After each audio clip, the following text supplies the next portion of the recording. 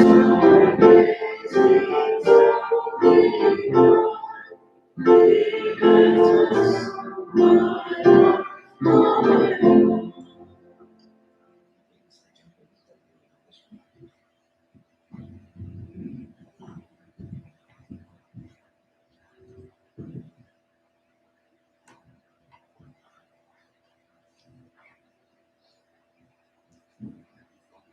are in Matthew chapter 15 this morning, verses 21 to 31. Matthew 15, 21 to 31. This is the word of the Lord. Jesus went away from there and withdrew into the district of Tyre and Sidon. And a Canaanite woman from that region came out and began to cry out, saying, "Have mercy on me, Lord, Son of David. My daughter is cruelly demon-possessed." But he did not answer her a word.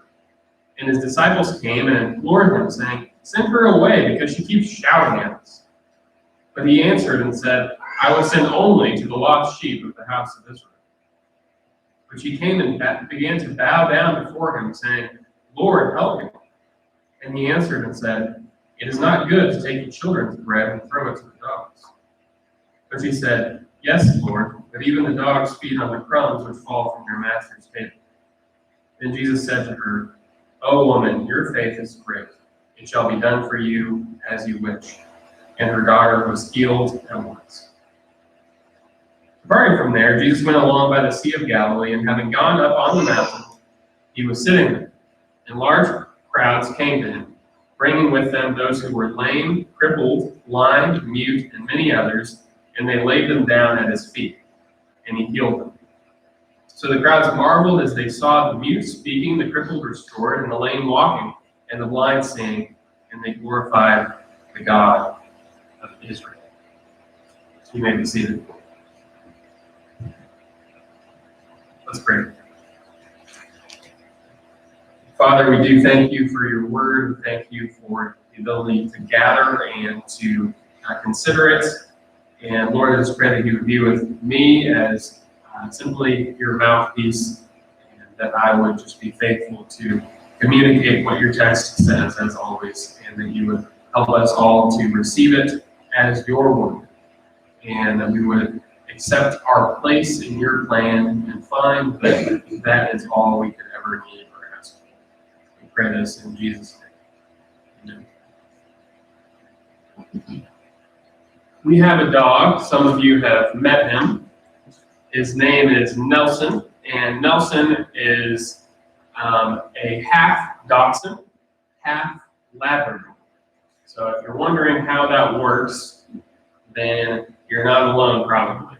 But basically, he looks like a lab with little teeny legs, and he's kind of funny looking, but he's very cute. And we got him, and we just loved Nelson. He was the best dog. He took a little bit of training, but once we trained him, he was just the greatest addition to our family. That was before Emmett came along. After Emmett came along, Nelson became rather irritating to us. And Nelson sort of became a scavenger. He would follow Emmett around as Emmett learned how to walk. And Emmett likes to snack a lot, so we'll carry food around with him. And he'd drop it, and Nelson would pick him up. And we were really quite irritated with our dog. The irony of this whole thing, though, is that Nelson eventually sort of learned how to exist with this new situation, and he sort of accepted his place. So now Emmett will play with Nelson, or I should say play on Nelson, and he'll just be climbing all over him, and Nelson just sort of sits there and does one of those looks to the side that dogs do, and just sort of deals with it. And so he's accepted his place. He's very patient. And ironically, it wasn't Nelson sort of insisting that things go back to the way they were that made us really return to a warm sort of feeling toward him. It was him accepting his place. Now that Nelson has accepted his place as sort of, yeah, you're not Emmett, you're not the child. Now, ironically, we love him a lot more. And I feel kind of bad that our love is so conditional to our dog. But we do like them a lot more now. So today, I've titled the message A Dog's Faith. And I do put quotation marks around that because, of course, this analogy I'm doing with our dog will break down when we start to talk about a human being. And yet it is appropriate, this analogy, to the way this woman sees herself and the way that Jesus elevates her after she sort of accepts a lower place for herself. So we find ourselves back in the Gospel of Matthew. We've been going through verse by verse. And we came to the parables that Jesus spoke in chapter 13, where he described what the kingdom was like. He said it's small, it's like a mustard seed, it's like a pearl of great price, it's like a treasure hidden in the field. It's sort of unperceptible. Most people don't see it, and yet it's small, but it grows. It becomes something big. And on the other hand, you have all these people who oppose it. And so after Jesus teaches that, he then goes, and we have a narrative or a story section following in chapters 14 through 17 that sort of show what Jesus had been teaching. And so we have a lot of resistance to the kingdom, just as Jesus said there would be. And we start to see this faith start to grow. And so the disciples have this small faith. Jesus talks about their little faith. Oh, you of little faith. And that's where we find ourselves today. Last time, we took a hiatus last week as we considered Proverbs 31 for Mother's Day, but the time before that, when we were in Matthew, we saw in Matthew chapter 15, verses 1 through 20, how there was this debate between Jesus and the Pharisees and the scribes over washing your hands. And it wasn't because, you need to make sure you're not spreading COVID-19. It was they're washing their hands for the sake of ritual purity. And there was this debate, and Jesus came with this remarkable sort of statement. He said that it's not the things that go into a man that defile, it's what comes out. It's the evil thoughts and intentions that are expressed and come out of us that defile us.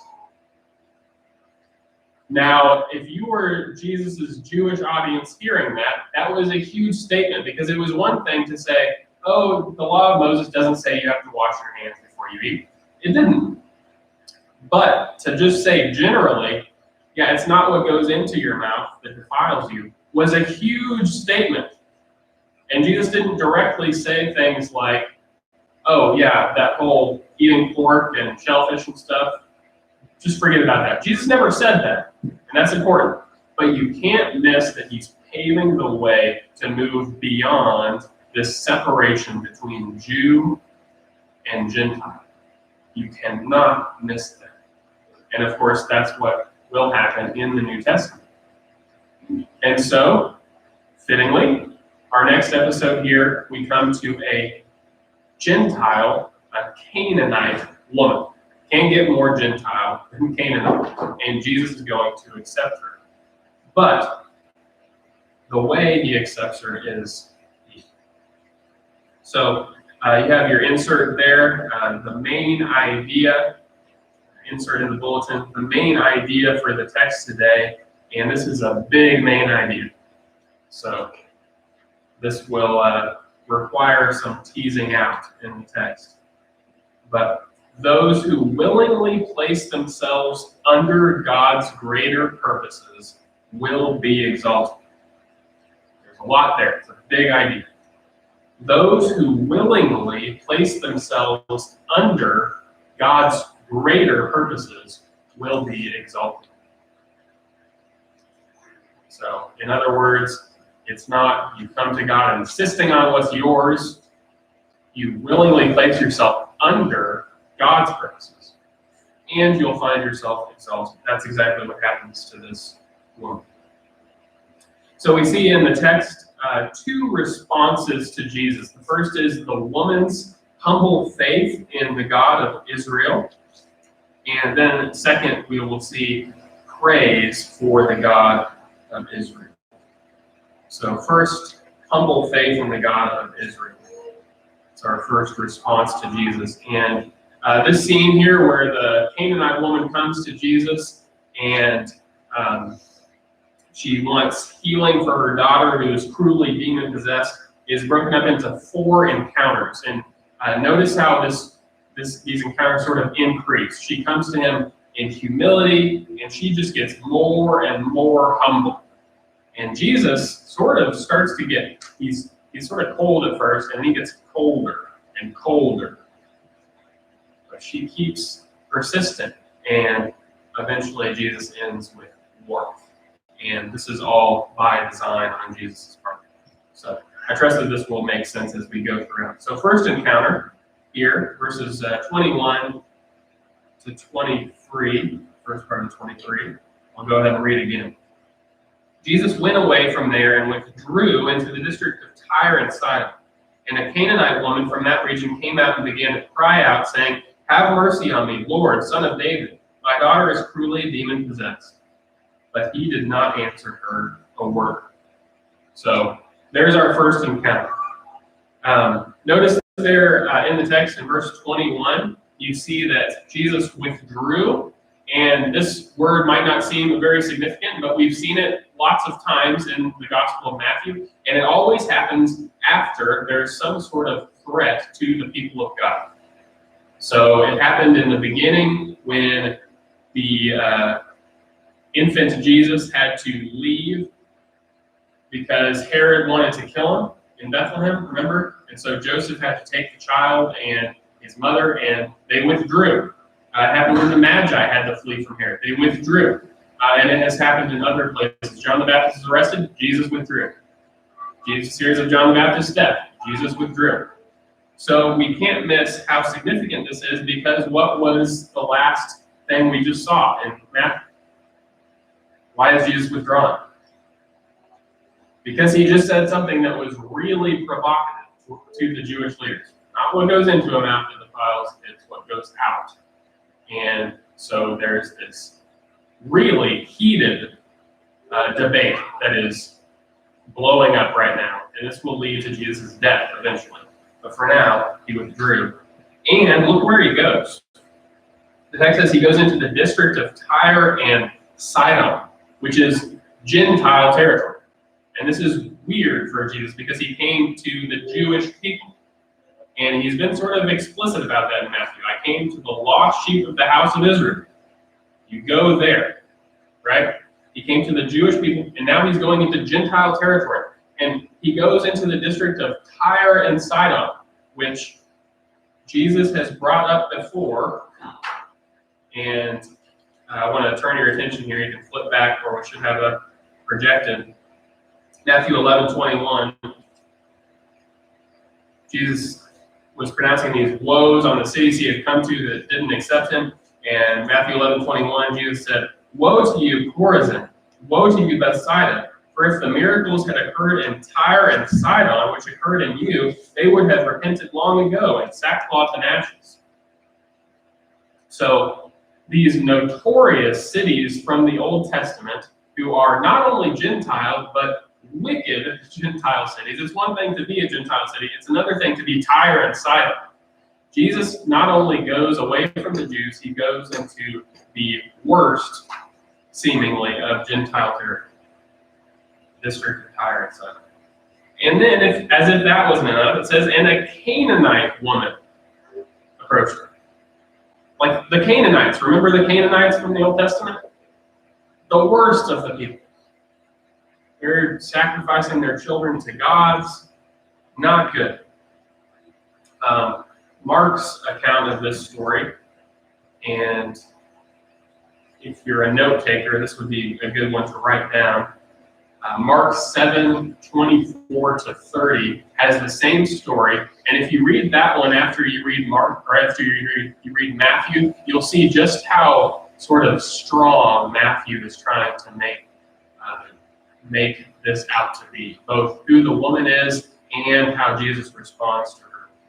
And so Mark sort of tries to smooth this over a little bit, lest we get the wrong impression.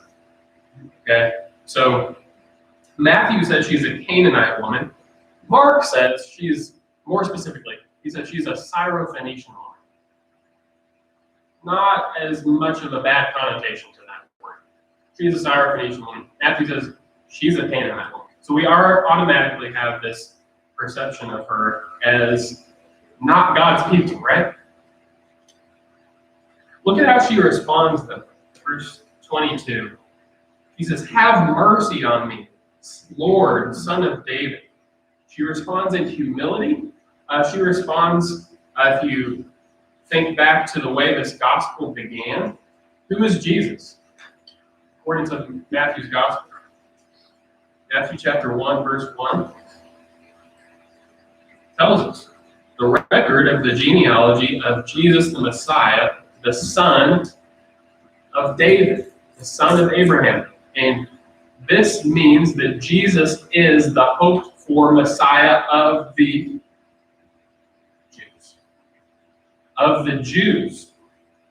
And so she comes to him in humility. She recognizes, she doesn't say Lord of heaven and earth. She says Son of David. You are the Jewish Messiah. And that is important. And I trust that we'll see why this is important as we move on. So she comes to him in a lowly state. She recognizes he's the Messiah, the promised one of the Jews. And look how Jesus responds. Verse 23. But he did not answer her a word. Translate that or put that in different words. He ignored her. He ignored her. It's cold. It's cold. Mark's gospel, again, sort of softens things. And so Mark actually, he doesn't record this little detail, lest his readers get the wrong impression. Because we don't want to think of Jesus as a cold person, because he wasn't, right? So Mark is just like, oh, I'm not going to put that part there. So, but Matthew does. And we can't miss it. It's cold, and you should see that. Okay, so that's the first encounter. We're kind of surprised, and should be. Second encounter, and this one is with the disciples. Verse 23 says, "And his disciples came and implored him, saying, 'Send her away, because she keeps shouting, literally behind us.' But he answered and said, 'I was sent only to the lost sheep of the house of Israel.'" So, second encounter, we see that the woman is faithful, and the wording here is significant because it literally says, and almost awkwardly says, she keeps shouting out behind us. And if you're a disciple, we'll see this especially as we get into Matthew 16. If you're a disciple, what do? You follow behind Jesus. If anyone would follow after me, it's the word behind in Greek. If anyone would come behind me, he must take up his cross. And this is what you do as a disciple. And so she is presented in this sort of faithful way. The disciples don't mean to present her this way, but they do. She's behind us and she's following. Send her over. And so we see her faithfulness. But again, Jesus is cold, and you could even say he's gotten colder.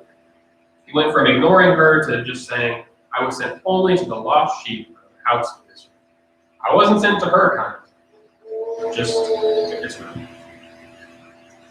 So, second encounter, she is faithful. Jesus' response is colder. Okay, third encounter, verse 25. "But she came and began to bow down before him, saying, 'Lord, help me.' And he answered and said, 'It is not good to take the children's bread and throw it to the dogs.'" So she comes and she is even lowlier. She is bowing down before him. You can't get much lower than this. And the way she says, "Help me." She sounds like David in the Psalms. "Lord, help me." She is in utter dependence upon him. And Jesus comes to his coldest statement. And you can't miss this. It is not good to take the children's bread and throw it to the dogs. That is a cold thing to say.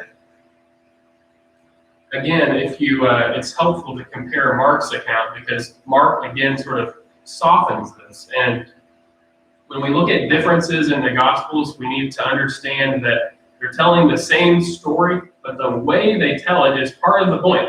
And these authors are not only giving us what happened, they are also inspired to tell. And so that sort of softens the language here. Mark, in fact, adds that Jesus said, let the children be fed first, or be satisfied first, for it is not fitting to give the children's bread and throw it to the dogs. So you can sort of see how that's not as hard to hear, and we don't know exactly the exact words of Jesus, but again, these authors are presenting inspired words either way. It's important for us to note. But you can't miss that Matthew's account is colder. He doesn't have this, oh, well, let the children be fed first. In other words, your turn's coming. Matthew just has, nope, it's not good to give the children's bread and throw it to the dogs. That's very cool. And Matthew wants us to see that. Dogs were a derogatory term that Jews would use for Gentiles because dogs were typically unclean. Lots of times dogs would feed on dead carcasses, which were in the Jewish law unclean. And so this was a derogatory term. Jesus does use the word for it. It's literally, you use the word for dog in Greek and then you add a little ending to it that makes it small dog. So, like puppy. But still, it's not a good thing to hear. The New Testament scholar Francis Wright Bear, and he is a liberal scholar, and was even a pastor of a church, which should trouble you with what I'm about to say. He says about what Jesus says here. He said, Jesus' words are brutal, offensive, the worst kind of chauvinism, incredible insolence, and atrocious. And this is sort of the difference between a conservative view of Scripture and a liberal view of Scripture. If you have a liberal view of Scripture, you place yourself over the text and make judgment upon it. If you're conservative, by definition, you put yourself under the text. And that is the point. Jesus' words are cold. There's no getting around them. But when the Bible seems to say something that's improper, it is really, really, really important to realize that something that you think is improper, you might need to wait a second and make sure you're understanding it correctly. That's something that Bear certainly did not do when he made his comments on Jesus' words. And kind of hard to think of how he called himself a Christian when he said those things about his supposed Savior. This approach that Jesus is taking to the woman is something that's hard for us to appreciate because when we grow up and go to school as kids, we don't do the same sort of schooling that was present in the first century world. In the first century world, education was centered around rhetoric. Speaking well was the center of education. And that meant everyone who had a basic education knew that a very common rhetorical tactic to take to persuade someone or to get someone to think a certain way or respond a certain way was exactly what Jesus has just done. You sort of play hard to get. You see what Jesus is doing now? She comes to him, she has the right attitude, he ignores her, he tests her. She comes back with the right attitude, sent only to the lost sheep of the house of Israel. She comes back with the right attitude. It's not good to take the children's bread and throw it to the dogs. And he is testing her so that he will bring out the lowliest and the highest response she could give. And that is what we see in the fourth encounter here. Verse 27. Verse 27. But she said, "Yes, Lord." And this is difficult to translate. Most translations say, "Yes, Lord," but even the dogs feed on the crumbs which fall from their master. The text is really it's sort of awkward. Literally, it says, "Yes, Lord, for even the dogs feed on the crumbs which fall from their master's table." In other words, she agrees with him. That's the remarkable part. She says, "Yes, Lord, it's not good to take the children's bread and throw it to the dogs. For indeed, the dogs eat the crumbs from the table." You see what she's doing? She is saying, "Yes, Lord, I'm not one of the children. I'm not one of the Jews." But then she also adds something else. The dogs eat the crumbs from the table. Yes, you're absolutely right. You don't take the bread, but they do eat the scraps. And we have a picture that will help you appreciate this a little bit, I trust. This is a mosaic from the ancient world. A mosaic was you take these small stones of different color and you create an image. And this one is called the unswept floor. And so this was, people in the first century world were kind of interesting because we would never do this on our floor, but this was a pretty common dining room pattern or something that you put down in your dining room. And it's like you're sort of making a scene of what it's like when the dinner time's over and you haven't swept up the floor. And so you see people like seafood. So you got crab legs and I think there's like a lobster part there. You see even a mouse eating part of it. And this was a very famous picture, and this would be represented on floors of homes in that world. And so this was just a given that you have scraps that fall to the floor, and it was talked about quite a bit that dogs would eat the scraps.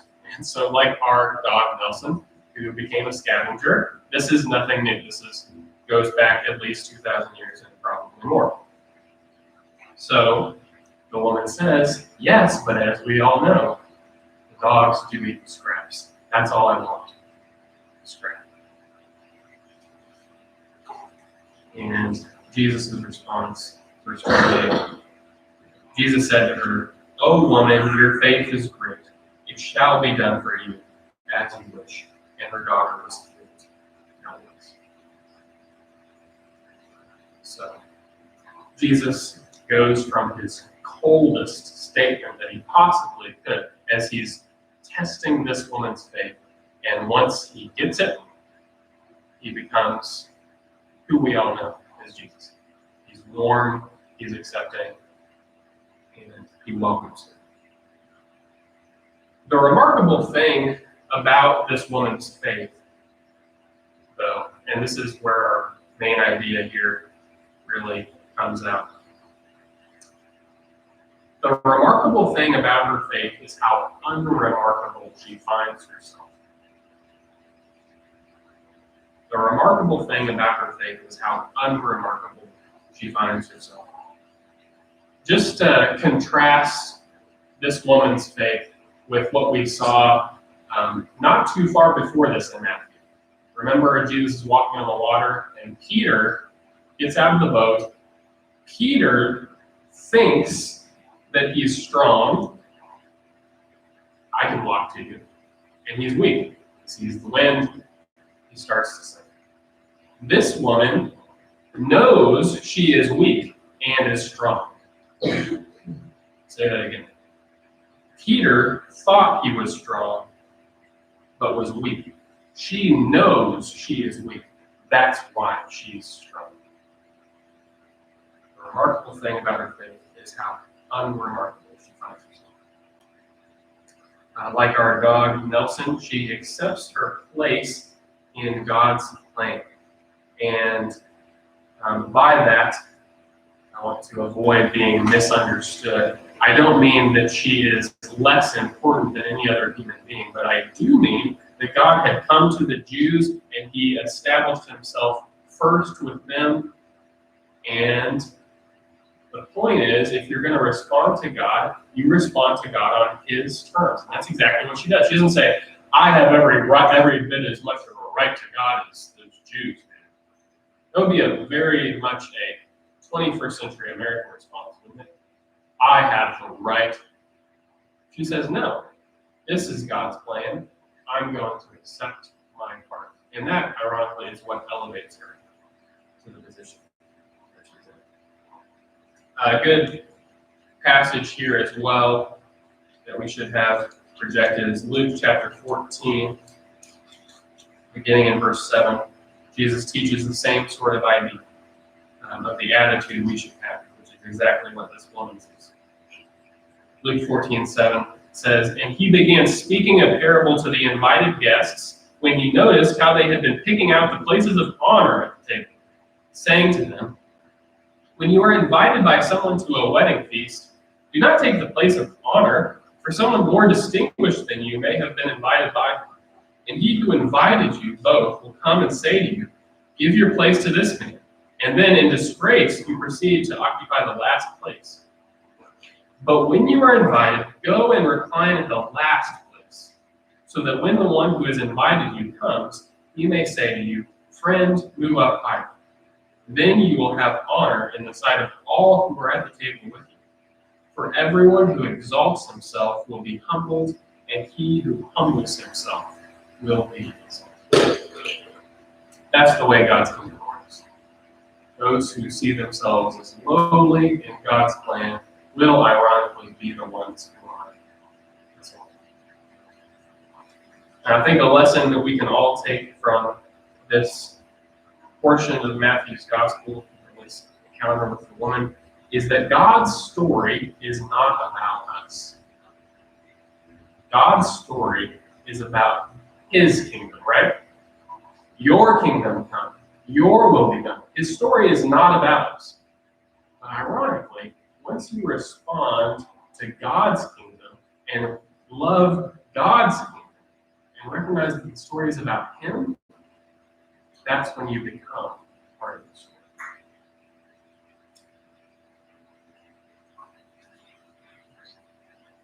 Charles Spurgeon, Baptist preacher of the 19th century, when he was young, he decided to go around town and preach. It was sort of a different world then. He would go and he would evangelize, and a lot of people were willing to have someone essentially preach a sermon to them, and it was just, I guess, their form of amusement. And so he would go around, he would go in adverse weather, he would go late at night after he did all his other duties for the day. And commenting on that, he said, during my early days of being a Christian, I was content to be a doormat in God's household. If I could be of some use, I don't care if I had to march through the rain or if I got a cold from doing it. I was content to be a doormat in God's household. And that is this woman's response. She does not insist that she is owed something. She simply comes to God and is exalted through this. Okay. So here's our first response to Jesus: humble faith in the God of Israel. This next section we could take with what follows in the text or with this, either way. So I'll go ahead and consider it today. But verse 29, departing from there, Jesus went along by the Sea of Galilee, and having gone up on the mountain, he was sitting there. So Jesus here, much like he did on the Sermon on the Mount, he goes up on a mountain, sort of Moses-like, right? Moses goes up Mount Sinai and sits down. Jesus goes up and he sits down. And this is definitely intended to draw our attention to the fact that he is the new lawgiver. He is whose Messiah? Israel's. So verse 30. Large crowds came to him, bringing with them those who were lame, crippled, blind, mute, and many others, and they laid them down at his feet, and he healed them. So the crowd marveled as they saw the mute speaking, the crippled restored, and the lame walking, and the blind seeing. and they glorified who? The God of Israel. There's another way you could translate that and see if you don't get the point a little stronger. They glorified Israel's God. That's exactly what the woman did. She came to Jesus, Son of David, Israel's Messiah. Have mercy on me. These people come and they glorify Israel's God. And this is approaching God on his terms. This is recognizing that God does not owe us anything. But at the same time, knowing, as this woman did, as these people did who came to him, that God, though he doesn't owe us anything, does freely give us things. Those who humbly seek him, he will give. And I think our sort of the tendency we might have to sort of feel entitled to God's grace is a mixture of the fact that we know God's so gracious. We know he's gracious, so we feel entitled. And I think it's also, of course, part of our sinfulness. And we think, I need just as much as the next guy. I need my rights. But our approach to God is not to insist on your rights. It's not to think that God owes you something. It's to come to God on his terms and find that he is pleased to give grace. Those who willingly place themselves under God's greater purposes will be, it's about him. It's not about us. But he will make it about us if we approach him. Nelson, our dog, is more valued by us now since he has accepted his place. We have this saying that we will frequently say, it's not about you, Nels.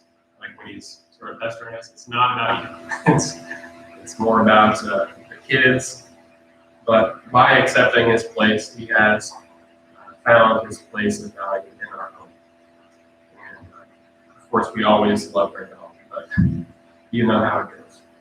And the analogy, of course, breaks down because Nelson has irritated us, and he still does irritate us. This woman, however, never irritated Jesus. She did irritate the disciples, but she never irritated Jesus. In spite of his rhetorical maneuver as he responded coldly to her, he was never truly irritated. So, you are valued. I want you to know that. You are valued. All people are valued. I'm not trying to suggest anything different.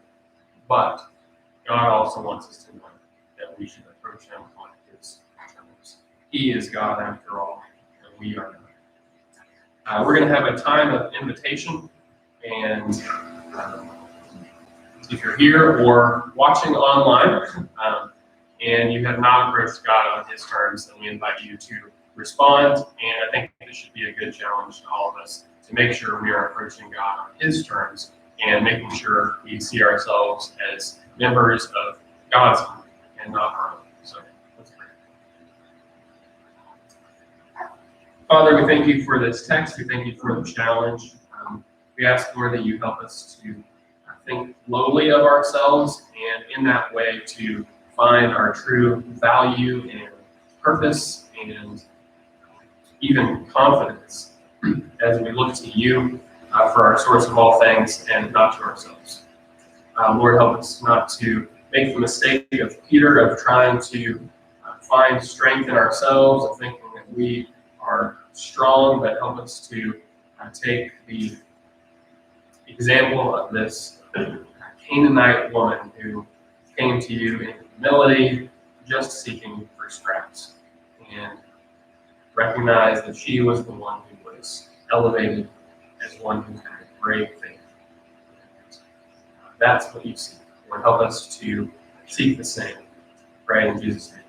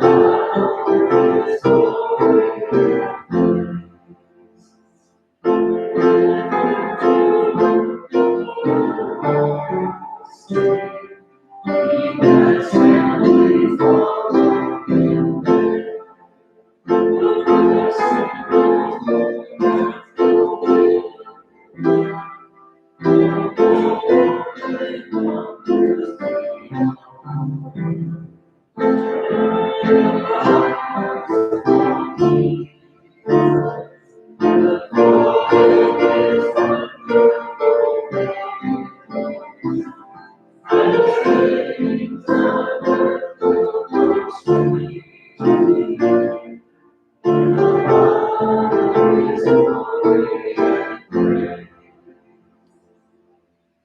pray and you'll be dismissed. Father, we do thank you for your word.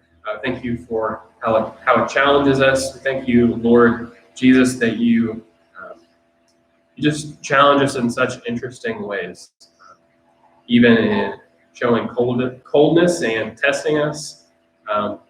Lord, I pray, even as I just think about it right now, that when we face things in life that might not make sense to us, that we would maybe just look at certain things as a test when you are asking, are you going to cling to the things that you know about me, or are you going to cave to the pressures around you? Lord, help us to look to your word, to know the things that we should, and to respond to life accordingly, as this woman did. And we pray, Lord, that you would bless us as we go from here. Lord, thank you that COVID-19 has not affected our county very much, and we ask that it would continue to be that way. We ask for our whole nation and the world as this crisis goes on. And we pray all this in Jesus' name. Amen.